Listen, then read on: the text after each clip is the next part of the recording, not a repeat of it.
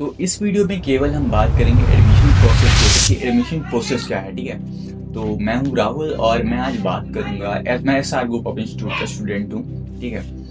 तो शुरू करते हैं कि एडमिशन प्रोसेस क्या है। देखिए, अगर आप जेई सीयूटी के थ्रू आते हैं, दो प्रोसेस है एडमिशन की। जेई सीयूटी के थ्रू एडमिशन लो या फिर डायरेक्ट एडमिशन लो।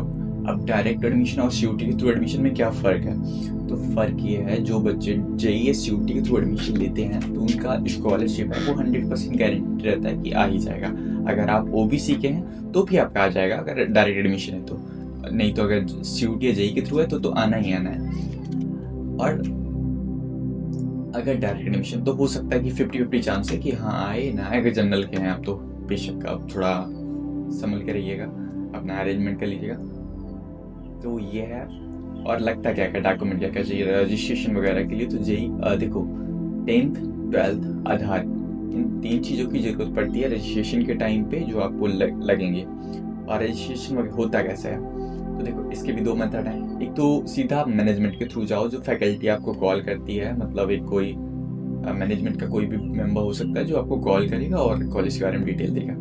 और दूसरी ये तरीका है कि किसी भी फैकल्टी जो आपको पढ़ाएगी, मैनेजमेंट का कोई भी इंसान आपको पढ़ाता नहीं, बस आपकी हेल्प करता है उन चीज़ों में, जैसे कि आपका एडमिशन प्रोसेस करवाने में और जो भी ऑल एक्टिविटी हैं उनमें। लेकिन जो फैकल्टी है वो आपको पढ़ाती है, जब first year second year third year, वो कोई भी हो सकता है, मतलब कि कहीं भी आपको पढ़ा रही होगी किसी ना किसी जगह पे।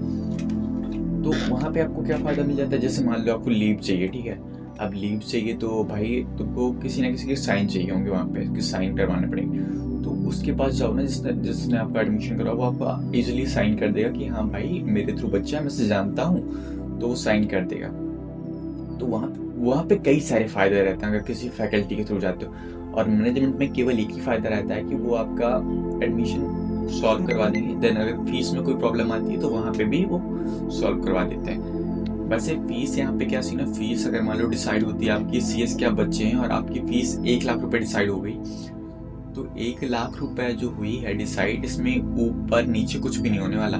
ये आपके एक बार ही बता दिया जाएगा पेपर पे कि हाँ इतना इतना है, आप वहाँ पे एक बार फोटो ले लो, और 4 साल तक वही फीस रहने वाली है। और हाँ एक और चीज़, पेनल्टी की बात करें अगर तो पेनल्टी का यहाँ पे का ऑप्शन, पेनल्टी का ऑप्शन ये है कि अगर मान लीजिए आपकी स्कॉलरशिप आती है, ठीक है, scholarship with in a month submit करनी होती है कॉलेज में।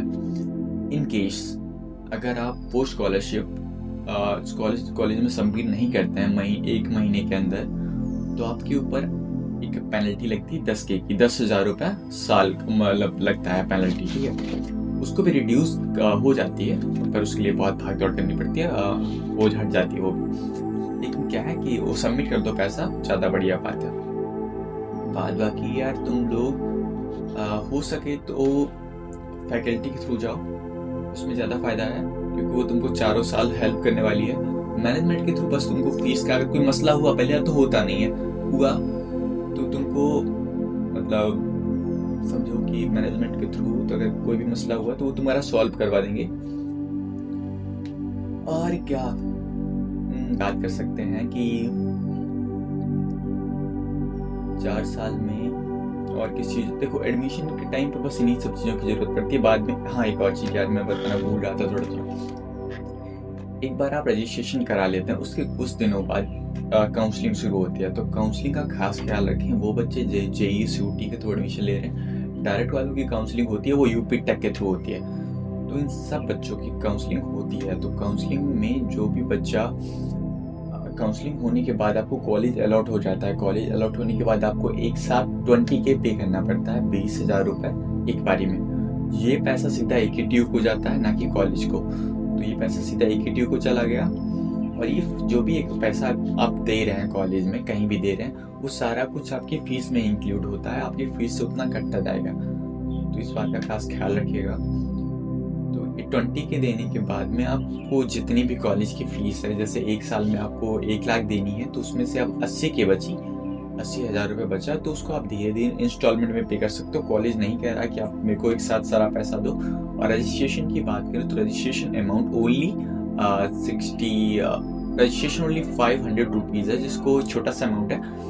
इसको अगर सबमिट कर देते हो तो आपको अच्छा खासा डिस्काउंट मिल जाता है। क्योंकि देखो क्या सीन है, अगर आप डायरेक्ट काउंसलिंग के थ्रू आते हो तो जो इनके जो मेन चार्ट शीट है जहाँ पे सारा फीस स्ट्रक्चर लिखा हुआ है तो उसके अकॉर्डिंग एडमिशन लेते हैं कि भाई तुमको अब देखो कॉलेज अलॉट हुआ है तो तुमको अब इसी कॉलेज में एडमिशन लेना है। और इन केस क्या होता है कि देखो अगर मान लो कि डायरेक्ट तुम जाके पहले से रजिस्ट्रेशन करा लेते हो तो उसमें तुमको कॉलेज असाइन नहीं हुआ है तो वहाँ पे उस केस में तुम्हारी फीस बहुत अच्छा खासा डिस्काउंट दे देते हैं। और डिस्काउंट कैसे मिलेगा उसके लिए तो मुझे कॉल कर सकते हो, कॉन्टेक्ट कर सकते हो, व्हाट्सएप कर सकते हो, या फिर देखो मेरा इंस्टा आईडी है राहुल जिनेक्स नाम से, राहुल RAHULGENIX। तो वहाँ पे तुम पूछ सकते हो मेरे से कि क्या कैसे होता है भैया, ठीक है। तो इस कॉलेज से मैं पास आउट हूँ। प्लेसमेंट की बात करेंगे, एक और वीडियो बनाऊंगा उसके लिए, स्पेशल वीडियो बनाऊंगा भाई कि प्लेसमेंट कैसे क्या होता है।